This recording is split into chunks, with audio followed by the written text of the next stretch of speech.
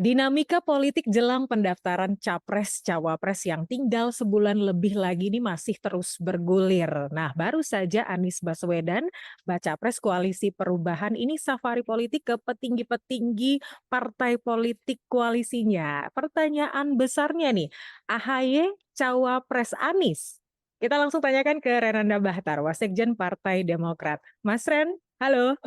Halo, Apa kabar Mas? Sehat? baik-baik. Lagi di mana nih Mas? Terima kasih sudah memenuhi undangan kami. Ya, masih di rumah nih.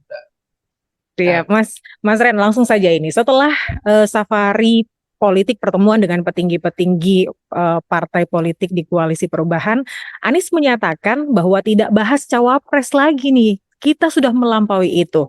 Apakah itu artinya sudah ada nama cawapres? ya sudah. Siapakah Seperti dia? yang tadi disampaikan Mas Anies kan bahwa nama cawapres sudah ada dan sudah disepakati oleh tim 8, sudah disepakati oleh ketiga partai. Hmm. Em, tapi kemudian ini Mas ada muncul Hmm. wacana, bisa dibilang begitu ya, muncul lagi nama AHY Sandiaga Uno. Dari mana sih muncul wacana itu gitu? Ya, saya kurang mengikuti awalnya ya, tetapi memang kan ada pernyataan Sandi merespon salah satu eh, tokoh politik lah begitu ya bahwa oh ya kalau Demokrat ini mau bergabung, saya sangat menyambut baik begitu kan. Hmm. Tapi kan konteksnya kalau kami melihat itu, menilai itu adalah ajakan untuk bergabung dengan Mas Sandi P3 bersama PDIP. Tuh. Baru melihatnya seperti itu, begitu. Tapi kemudian ini ditanggapi Demokrat seperti apa? Ya, kalau kita kan wacana apapun buat kita positif aja, bagus saja. Kan politik ini kan membangun terus komunikasi, membangun kemudian juga tentu opsi-opsi, plan-plan. Hanya saja memang kalau kami ini kan koalisi perubahan sudah progres terus dari hari ke hari. Sehingga kita ingin fokus saja memastikan bahwa kita dalam waktu tidak terlalu lama bisa segera eh, capres ini baca pres mengumumkan wakilnya kepada publik, kemudian kita membangun tim pemenangan yang solid, kemudian membangun kerja-kerja ya ke depan sisa waktu yang ada ini dan juga memastikan bahwa mesin partai tiga-tiganya ini harus mulai bergerak lebih panas lagi, lebih hebat lagi gitu ya. Dan kemudian Hmm. juga memperkuat lagi soliditas dan kerja-kerja juga tim relawan juga antara lain. Ya, Mas Ren, tapi ini kan tadi Mas Ren bilangnya sudah ada nama cawapres. Kemudian muncullah nama AHY Sandi imbas dari ada isu Ganjar Anies. Nah, Mas, Mm. kira-kira setelah mendengar isu ini apa respons dari Mas AHY? Ya waktu itu ketika pertama kali disampaikan, kebetulan kami lagi di Cikeas ya waktu itu ya, Mm-mm. kita sampaikan Mas ada isu ini nih diajak gabung sama Sandi nih. Kebetulan beliau sedang bersama Mbak Anissa juga, ada Pak SBY juga di situ di ruang perpustakaan kami. Ya Mas saya dan Mbak Anissa senyum-senyum aja mendengar itu gitu. Dan ya sekali lagi buat kami tentu kita tidak pernah mempermasalahkan ya masalah wacana-wacana apapun karena ini politik tentu kita menganggap itu hal lumrah saja. Tapi memang sekali lagi tadi itu ini kan waktu sudah dekat. Kita hanya ingin memastikan supaya memang kami ini bisa segera bekerja begitu. Karena kita tahu kami ini kan dari sekian banyak survei memang Mas Anies ini elektabilitasnya selalu ditempatkan pada posisi ketiga gitu. Padahal Hmm. kita ingat dulu awal-awal itu Mas Anies kalau nggak satu dua, sehingga memang kita melihat mungkin faktor belumnya deklarasi sehingga konstituen mungkin ya beberapa konstituen ini melihat bahwa ini pasti berangkat apa enggak, ini koalisi ini kayaknya jadi apa enggak, Mas Anies ini pasti enggak gitu berangkat dan jangan-jangan masalah cawapres ini kemudian menjadi membuat koalisi ini kemudian tidak solid dan seterusnya sehingga kita harus menjawab keraguan itu dengan segera tidak dalam waktu terlalu lama ini mengumumkan pasangan Mas Anies mengingat memang Mas Anies juga baca pres yang pertama diumumkan ya kan Hmm. di luar lawan-lawan yang lain, lawan politik yang lain. Sehingga wajar kalau baca wapresnya juga diumumkan lebih cepat. Dan kita ingat bahwa waktu yang tersedia ini untuk mengejar elektabilitas Mas Anies yang saat ini diposisikan sebagai posisi ketiga tentu butuh waktu banyak, butuh energi dan butuh kebersamaan bersama bacawa presnya untuk keliling, untuk sosialisasi, memastikan bahwa konstituen memahami visi misinya koalisi perubahan dan kita harus lebih sosialisasikan apa yang disebut perubahan itu. Apakah perubahan itu artinya mengganti semua apa yang sudah dilakukan Presiden Jokowi ya? Tentu tidak. Nah ini yang harus memang dengan sisa waktu ini harus fokus betul-betul nanti Mas Anies dan tiga partai ini dengan bacawa presnya bisa menjelaskan kepada rakyat, menjelaskan kepada konstituen. Inilah kami, ini pasangan saya, visi kami Hmm. seperti ini, dan inilah program-program yang akan kami usung ke depan, bahwa tentu yang sudah baik kita akan lanjutkan, gitu ya. Mm-mm. Tapi kita melihat banyak sekali hal-hal yang perlu diperbaiki ke depan, dan inilah solusinya yang kami tawarkan. Seperti itulah mungkin nanti lebih banyak Iya, fokusnya. oke, Mas Ren. Tapi kalau misalnya kita balik lagi soal AHY Sandi nih, Hmm, Mas Sandi, Bang Sandi sendiri ini mengatakan buka opsi untuk berduet dengan AHY setelah hmm. mendengar isu-isu yang soal Ganjar Anies. Em, Ketika Bang Sandi ngomong seperti itu, berarti kan ada kemungkinan nih Bang Sandi bilangnya akan merangkul P3 akan merangkul Demokrat dan juga PKS jika nantinya ada sesuatu yang terjadi setelah pengumuman. Nah, saya belum mendengar ya bahwa Sandi mengajak AHY dalam konteks membangun koalisi sendiri ya di luar eh, saat ini P3 sedang punya kontrak politik dengan PDI Perjuangan gitu.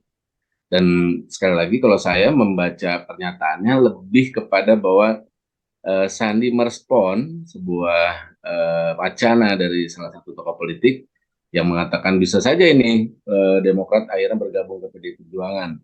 Dan Sandi merespon dengan dengan senang hati, tentu saya juga mengajak Mas AHY Demokrat untuk bersama kita eh, mengusung dengan koalisi kami ini mengusung capres yang kami sudah eh, dukung begitu. Jadi konteksnya saya masih melihat bahwa itu tawaran Sandi untuk kita bergabung dengan poros PDI Perjuangan. Gitu. Hmm. Nah, dalam hal bahwa ini katakanlah ternyata bukan seperti itu, ada satu wacana lain, misalnya katakanlah misalnya membentuk sebuah koalisi baru di mana ada P3 dan Demokrat di situ, ya tentu kita harus mendengar dulu dari Sandi apakah memang maksudnya seperti itu. Tapi bagaimanapun juga Sandi dan Mas Ahaye ini kan sahabat lama memang kita tahu sejak Hmm. dahulu bahkan istri beliau juga sahabatnya Mbak Anissa juga jadi memang sudah cukup dekat ya. Sering ketemu, sering jalan dulu ya. Terutama 2019 lah terakhir ya. Sekali itu kan Hmm. Mas Sandi sibuk gitu dengan Pilpres gitu. Ya, Mas Ren, ini kan sebelumnya Mas AHY juga pernah menyampaikan pentingnya pasangan dengan elektabilitas tinggi. Kalau misalnya nih, bagaimana dengan peluang berpasangan dengan Bang Sandi? Begitu ya. Saya melihat bahwa Sandi kan memang elektabilitasnya bagus ya.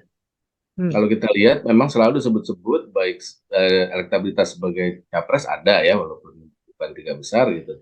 Tapi sebagai cawapres kan dia tiga besar gitu. Hmm. Artinya secara eh, tingkat kesukaannya pasti tinggi itu dan kemudian elektabilitasnya juga terpotret juga selalu masuk di tiga besar. Sehingga memang kalau misalnya dengan elektabilitas seperti itu modal yang sangat baik ya untuk maju di politik. Apalagi di konteksnya Pilpres. Namun kita tahu kan eh, kompleksitas Pilpres ini tidak sesederhana itu juga gitu ya. Banyak tokoh-tokoh kita tahu yang elektabilitas tinggi, tapi di beberapa pemilu sebelumnya malah nggak masuk di Hmm. dalam kontestasi Pilpres.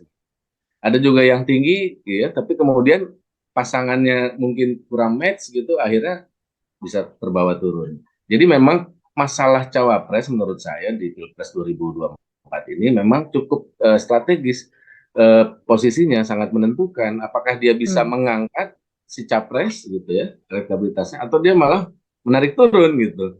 Karena tentu bagaimanapun juga ada pasti faktor ketidaksukaan atau sebaliknya kesukaan pemilih terhadap bacawa pres juga.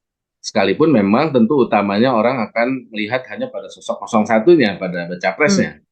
Tapi tidak bisa dipungkiri bahwa bacawa pres juga bisa mengubah konstelasi itu. Nah, tentu yang kita harapkan di dalam kubu kami tentu siapapun nanti diumumkan bacawa pres ini bisa mengangkat malah eh, capresnya sendiri. Nah, Hmm. balik lagi ke Sandi, saya rasa menarik kalau kita mendengar dari Mas Sandi, apakah Mas Sandi ini memang, saya dengar terakhir pernyataannya, kalaupun tidak dipilih sebagai cawapres cawapresnya Mas Ganjar, beliau tetap akan istiqomah katanya di kubu itu, ya kan? Nah, makanya Ya. mungkin sebelum kita berandai, ya mungkin Mas Sandi harus memperjelas, mempertegas kali ya, maksud dari ajakannya untuk bergabung, ya, mengajak Demokrat, mengajak Mas Hmm. Ahaye gitu. Ini dalam konteks saya perlu memastikan ini menanggapi Hmm. itu. Tetapi sekali lagi kita tidak mau berandai-andai, ya kan, karena kita lagi Hmm. fokus pada koalisi perubahan ini. Kita sudah bertekad mengusung baca pres kami, Mas Anies, dan sebagaimana dijelaskan bahwa di kubu koalisi perubahan ini masalah nama dari cawapres ini sudah selesai. Tinggal memastikan waktu yang tepat dari tiga pihak ini kapan. Tapi tentunya kita harapkan tidak lama lagi. Gitu. Hmm. Oke, terlepas daripada itu, Mas Ren, ini kemarin kan Anies sempat temui Pak SBY. Hasil Ya. pertemuan di CKS ini apa jadinya? Apakah SBY menitipkan nama cawapres gitu? Oh, enggak, sama sekali enggak. Jadi sejak awal sampai akhir Pak SB tidak pernah menitipkan nama atau bahkan memberikan clue, tidak Hmm. sehalus itu pun kepada Mas Anies. Selalu menyampaikan Mas Anies bahwa Mas Anies adalah pemimpin. Mas Hmm. Anies harus nanti menyiapkan diri ketika jadi pemimpin harus bisa mandiri, harus bisa menentukan apa yang ingin diputuskan. Jangan sampai salah memilih wakil, siapapun itu. Saya tidak akan mempengaruhi intervensi, silahkan Mas Anies yang lebih paham. Karena Mas Anies yang akan menjadi calon presiden, tentu harus Hmm. punya chemistry, harus punya kesamaan, harus punya kecocokan, gitu, dan harus saling mengisi dengan cawapres. Terakhir Ya. juga pertemuan di Cikeas itu malam kemarin itu tidak Hmm. membahas sama sekali, tapi lebih memastikan Bapak kemudian mengingatkan tim 8 dan Mas Anies bahwa dalam pengalamannya 2 kali ikut pilpres, gitu ya, apa-apa yang harus dilakukan, apa-apa yang harus menjadi perhatian, apa-apa yang harus kemudian menjadi konsentrasi. Karena ada ketertinggalan elektabilitas ini, Pak SBY juga mengingatkan bahwa 1% itu kurang lebih 2 juta, sampai seteknis itu. 2 Hmm. juta, kalau sekian belas persen tertinggal Mas Anies, bayangkan itu berapa puluh juta yang harus kita kemudian bisa persuasi untuk kembali memberikan dukungannya, elektabilitas, meningkatkan elektabilitas Mas Anies. Strateginya seperti apa? Udah Ya. jadi hal-hal teknis, tapi tentunya mengingatkan juga bahwa ini tidak bisa terlalu lama lah. Karena Ya. butuh waktu kerja yang panjang, memastikan tadi itu yang saya sampaikan bahwa ini kerja panjang, ini Hmm. kerja serius, kerja sosialisasi, kita harus segera mengejar ketertinggalan ini sehingga ketika sudah ada kepastian, kerja-kerja tiga partai sudah dilakukan, kami sangat yakin Hmm. bahwa Mas Anies bisa kembali rebound sebagaimana di awal waktu itu disebutkan bahwa Mas Anies ini elektabilitasnya tinggi begitu. Ya. Oke, Begitu. Mas Ren, akhirnya Mas Anies sudah menentukan cawapres seperti yang sudah dikatakan Mas Ren tadi. Kemudian ini kami juga harus tetap mewakili suara publik ya terkait dengan apakah AHY cawapres harga mati. Ya, sekali lagi karena sudah diputuskan, ini kita nggak konteks lagi harga mati atau harga hidup sih. Tetapi yang jelas kami, Partai Demokrat, PKS, Nasdem, sudah mendengar dari Mas Anies siapa yang dia inginkan, siapa yang dia pilih menjadi wakilnya. Kita semua sudah berunding, berembuk, dan kita sudah menyetujui nama yang diusulkan oleh Mas Anies Baswedan sebagai pendampingnya. Jadi kita tidak lagi berwacana A atau B, 1, 2, 3, tidak ada lagi. Kita fokus bahwa kita sudah sepakat itu, kita dukung. Tinggal kita segera memang memastikan kerja-kerja ke depan. Jadi Hmm. memang lebih banyak kemarin itu fokusnya adalah memang strategi pemenangan, kan dijelaskan juga oleh Mas Anies.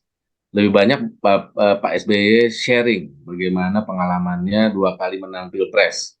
Dan itulah yang kemudian sekian 3 jam ya, itu kurang lebih 3 jam lebih itu lebih banyak memang berdiskusi mengenai pengalaman dan juga tentu pengalaman ini juga dalam konteks tantangan ke depan ini, terutama menghadapi kita tahu ada Pak Prabowo di satu poros dan kemudian juga Ganjar satu poros. Tentu lebih spesifik lagi bagaimana strateginya kemudian bisa lebih unggul kepada eh, dua lawan ini. Dan bahkan sudah sampai kepada kalau putaran pertama ini fokus kita siapa yang kita harus beat dalam pengertian bahwa eh, dengan siapa kita sudah berharap bisa masuk di putaran kedua. Jadi sudah sangat teknis. Hmm.